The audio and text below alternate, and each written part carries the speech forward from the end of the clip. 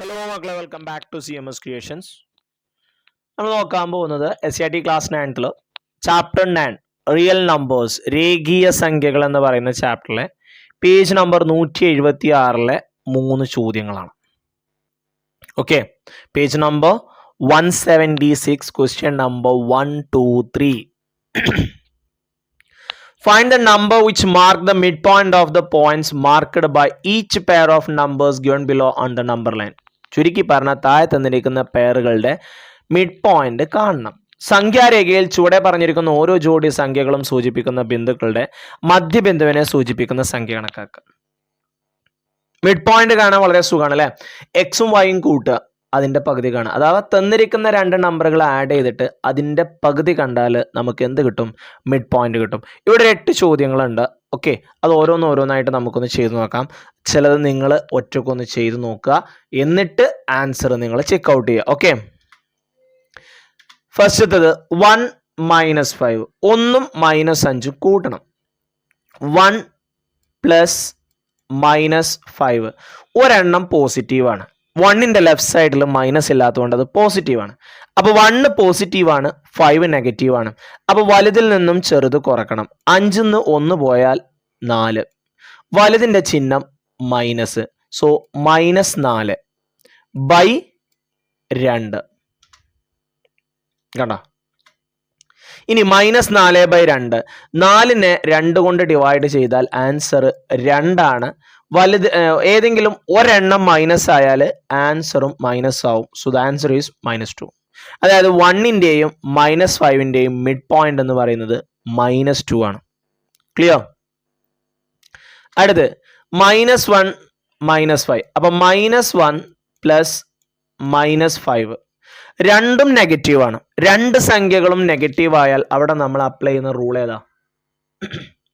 സംഖ്യകൾ കൂട്ടിയിട്ട് മൈനസ് ഇട്ട് കൊടുക്കണം. അപ്പൊ 5ഉം 1ഉം 6, -6/2 എന്ന് വരും.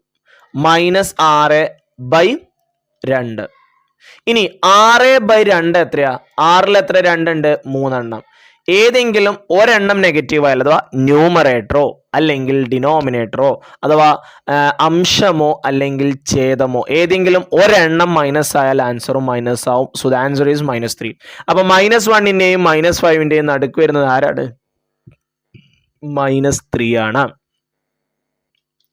അടുത്ത് -1/2 -1/3. -1/2 -1/3. അപ്പോ -1/2 + -1/3. ഓക്കെ, രണ്ടും നെഗറ്റീവ് ആണ്. ഒന്നെങ്കിൽ ഈ രണ്ട് സംഖ്യകൾ കൂട്ടിയിട്ട് മൈനസ് ഇട്ട് കൊടുക്കുക, അല്ലെങ്കിൽ നമുക്ക് ഓൾറെഡി ചെയ്യുമ്പോൾ തന്നെ അങ്ങനെ ഇട്ട് പോകാം കേട്ടോ. ഒന്ന് ക്രോസ് ചെയ്യാം. നമുക്ക് ഡിനോമിനേറ്റർ സെയിം അല്ലല്ലോ. അല്ല. -1 × 3 എത്രയാ? -3 പ്ലസ് 2 × -1 -2 ഡിവൈഡഡ് ബൈ 2 × 3 6. ഇതാണ് ക്രോസ് മൾട്ടിപ്ലിക്കേഷൻ. ഇനി -3 - 2 എത്രയാ? -5/6 ഡിവൈഡഡ് ബൈ 2 ചെയ്യണം. 2ന്റെ താഴെ ഒരു 1 ഇട്ട് കൊടുക്കുക. കാരണം ഏതൊരു നമ്പറിനും ഡിനോമിനേറ്ററിൽ എത്ര ഉണ്ടാവും? 1 ഉണ്ടാവും. ഇതാകണോ? -5/6 എന്ന് കിട്ടി. ഇനി ഇതെങ്ങനെ ഇൻറ്റു ആയതെന്ന് പറഞ്ഞാൽ കേട്ടോ, നമ്മൾ ഫ്രാക്ഷണൽ നമ്പറിനെ ഡിവൈഡ് ചെയ്യുമ്പോൾ ഫസ്റ്റത്തെ ഫ്രാക്ഷണൽ നമ്പർ അതേപോലെ ചെയ്തു, -5/6. എന്നിട്ട് ഹരണം ഗുണനാവും. മറ്റതിനെ രണ്ടാമത്തേനെ തിരിച്ചിടണം. 2/1 എന്താവും? 1/2 ആവും.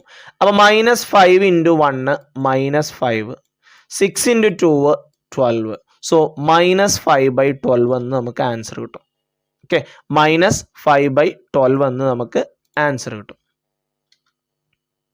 ഇനി അടുത്തത് അതേപോലെ തന്നെ -1/2 3/4 എന്നാണ്. നമ്മൾ ആഡ് ചെയ്യണം. -1/2 + 3/4 ക്രോസ് ചെയ്യാം. -1 × 4 -4 പ്ലസ് 2 × 3 6 ഡിവൈഡഡ് ബൈ 2 × 4 8. ഓക്കെ, ഒരെണ്ണം നെഗറ്റീവും ഒരെണ്ണം പോസിറ്റീവും. അപ്പൊ വലുതിൽ നിന്നും ചെറുത് കുറച്ചിട്ട് വലുതിന്റെ ചിഹ്നം ഇടണം. 6ന്ന് 4 പോയാൽ 2 ആണ്. വലുതിന്റെ ചിഹ്നം പോസിറ്റീവ് തന്നെയാണ്. അപ്പൊ 2/8. ഓക്കെ, ഇനി ഡിവൈഡഡ് ബൈ 2. അവിടെ ചെറുതാക്കാൻ വേണമെന്നുണ്ടെങ്കിൽ കേട്ടോ നമുക്ക് ഇങ്ങനെ ഒന്ന് ചെയ്ത് നോക്കാം. ഞാൻ ടൈപ്പ് ചെയ്തേക്കണ എങ്ങനെയാണെന്ന് അറിയില്ല, നമുക്ക് ഇതൊന്ന് ചെയ്ത് നോക്കാം. 2/1. അപ്പോൾ 2/8 8 ഹരണം എന്താവും ഇൻറ്റു ആവും 2/1 എന്താവും 1/2 ആവും. അപ്പോൾ ഈ 2 2 എന്തായി പോവും ക്യാൻസൽ ആയി പോവും ബാക്കി 1/8. ഓക്കെ എന്തായാലും ഫൈനൽ ആൻസർ നമുക്ക് എത്ര കിട്ടും 1/8 എന്ന് കിട്ടും. എത്ര കിട്ടും 1/8 എന്ന് കിട്ടും. നോക്കിക്കോ ക്രോസ് മൾട്ടിപ്ലൈ ചെയ്തു -4 + 6/8 2/1 2/8 കിട്ടും ഇൻറ്റു 1/2 2 2 ക്യാൻസൽ ആയി 1/8 കിട്ടി. ക്ലിയർ അല്ലേ ഓക്കെ. അടുത്ത് അഞ്ചാമത്തത് -2.5 3.5. അപ്പോൾ -2.5 പ്ലസ് 3.5 അതായത് 3.5 നിന്നും 2.5 മൈനസ് ചെയ്യണം.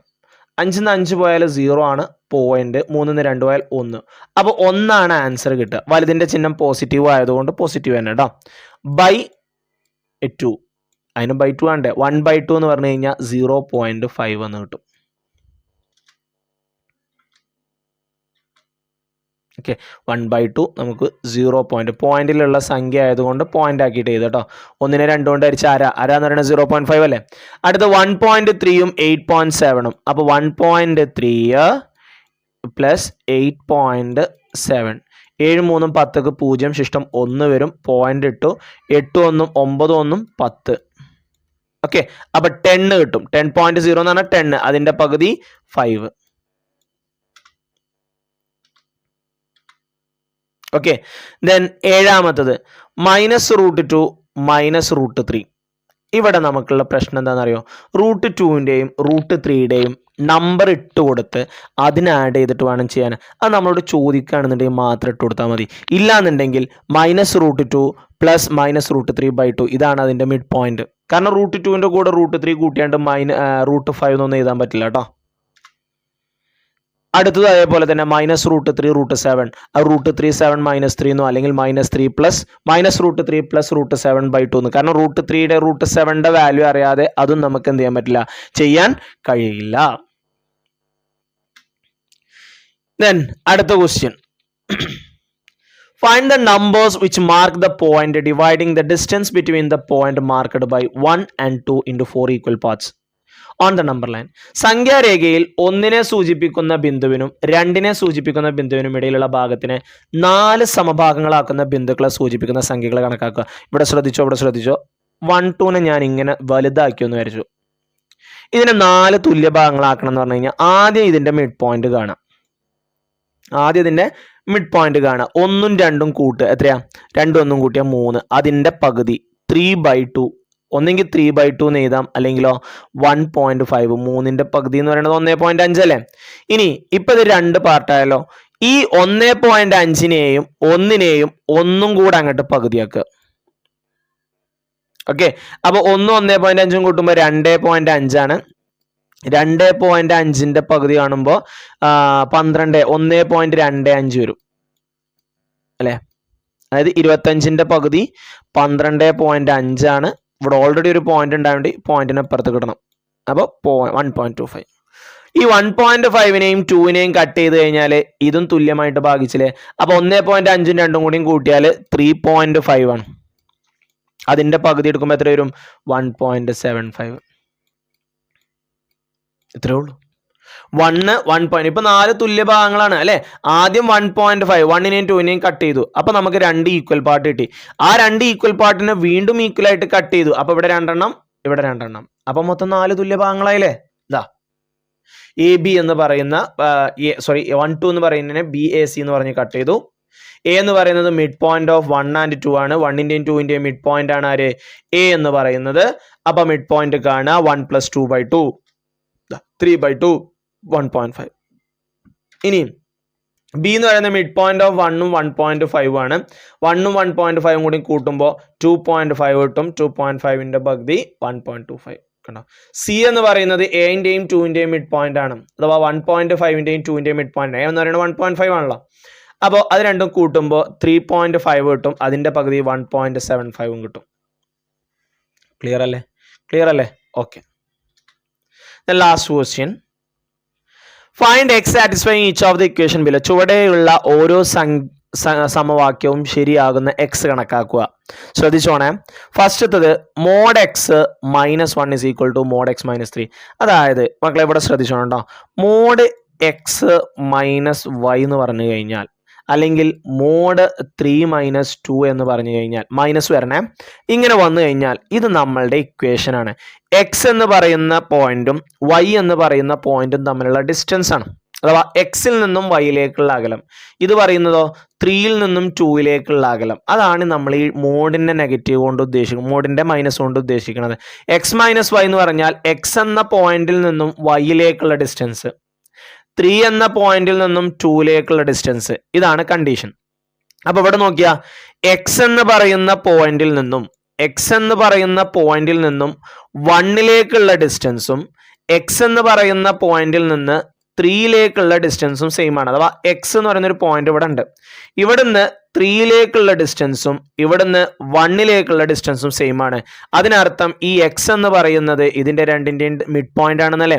ഒരു പോയിന്റിൽ നിന്ന് രണ്ട് ഭാഗത്തേക്കുള്ള ഡിസ്റ്റൻസ് സെയിം ആകുമ്പോൾ അത് മിഡ് പോയിന്റ് അല്ലേ. അപ്പൊ എക്സ് എന്ന് പറയുന്നത് 3ന്റെയും 1ന്റെയും മിഡ് പോയിന്റ് ആണെന്ന് പറയാം. മനസ്സിലായോ സുഹൃത്തുക്കളെ? മനസ്സിലായോ മക്കളെ? അപ്പോ the distance between 1 and x, the distance between 1 and x and x 3 and x are equal. X is the mid point of 1 and 3. 1ന്റെയും 3ന്റെയും മിഡ് പോയിന്റ് ആണ് എക്സ്. അപ്പൊ 1 + 3/2 അഥവാ 4/2 ഇറ്റ്സ് 2. നോക്കിയാ, എക്സിന് 2 കൊടുത്തു നോക്കിയാ, 2 - 1 1 സമം 2 - 3 -1, പക്ഷെ അതിന്റെ മോഡുലസ് എടുക്കുമ്പോൾ 1. കണ്ടോ? ഓക്കെ. രണ്ടാമത്തത് എക്സ് മൈനസ് 3യും എക്സ് മൈനസ് 4ഉം, അഥവാ എക്സ് എന്ന് പറയുന്ന പോയിന്റിൽ നിന്ന് 3യിലേക്കുള്ള അകലവും എക്സ് എന്ന് പറയുന്ന പോയിന്റിൽ നിന്ന് 4ലേക്കുള്ള അകലവും സെയിം ആണ്. Which means X is the mid point of 3 and 4. X, the distance between 3 and x, 4 and x are equal. So x is the midpoint of 3 and 4. അപ്പോൾ 3 + 4 7/2, ന്റെ പകുതി 3.5. മൂന്നാമത്തത് X + 2 is equal to x - 5. ഇവിടെ ഒരു പ്രശ്നമുണ്ട്, plus ആണ്. നമ്മളുടെ equation എന്ന് പറയുന്നത് മോഡ് എക്സ് മൈനസ് വൈ ആണ്. അപ്പൊ ഇതിനെ നമ്മൾ മാറ്റണം. പ്ലസ് എന്ന് പറയുന്നത് 2 നെഗറ്റീവ് കൂടി ചേരുമ്പോഴാണ് പ്ലസ് ആവുക. അപ്പൊ ഈ പ്ലസിനെ നമ്മൾ എങ്ങനെ എഴുതും? എക്സ് മൈനസ് -2ഉം എക്സ് -5 എന്ന് എഴുതും. അതായത് എക്സ് എന്ന് പറയുന്ന പോയിന്റിൽ നിന്നും -2ലേക്കുള്ള ഡിസ്റ്റൻസും, ഈ മൈനസ് കഴിഞ്ഞിട്ടുള്ളതിനെ മുഴുവനായിട്ടാണ് നമ്മളൊരു പോയിന്റ് ആക്കിയിട്ട് കൺസിഡർ ചെയ്യട്ടോ. എക്സ് എന്ന് പറയുന്ന പോയിന്റിൽ നിന്ന് എക്സ് മൈനസ് വൈ, ഇവിടുത്തെ വൈ എന്ന് പറയുന്നത് -2 ആണ്. അപ്പൊ എക്സ് എന്ന് പറയുന്ന പോയിന്റിൽ നിന്ന് -2ലേക്കുള്ള അകലവും എക്സ് എന്ന് പറയുന്ന പോയിന്റിൽ നിന്ന് 5ലേക്കുള്ള അകലവും തുല്യമാണ്. അപ്പൊ എക്സ് എന്ന് പറയുന്നത് -2ന്റെയും 5ന്റെയും മിഡ് പോയിന്റ് ആണ്. അപ്പോ -2 + 5, 5 - 2 പോയാൽ 3, 3/2 it's 1.5. The last one, mod x equal to mod x + 1. mod x എന്ന് പറഞ്ഞു കഴിഞ്ഞാൽ അവിടെയും നമുക്കൊരു മൈനസ് വേണ്ടേ. അതിനെ നമുക്ക് ഇങ്ങനെ എഴുതാം, mod x -0.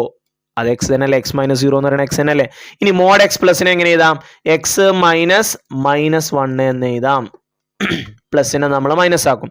ഇതിനർത്ഥം എക്സ് എന്ന് പറയുന്ന ബിന്ദുവിൽ നിന്നും 0യിലേക്കുള്ള അകലവും എക്സിൽ നിന്ന് 0യിലോട്ടുള്ള അകലവും എക്സിൽ നിന്ന് -1ലോട്ടുള്ള അകലവും തുല്യമാണ്.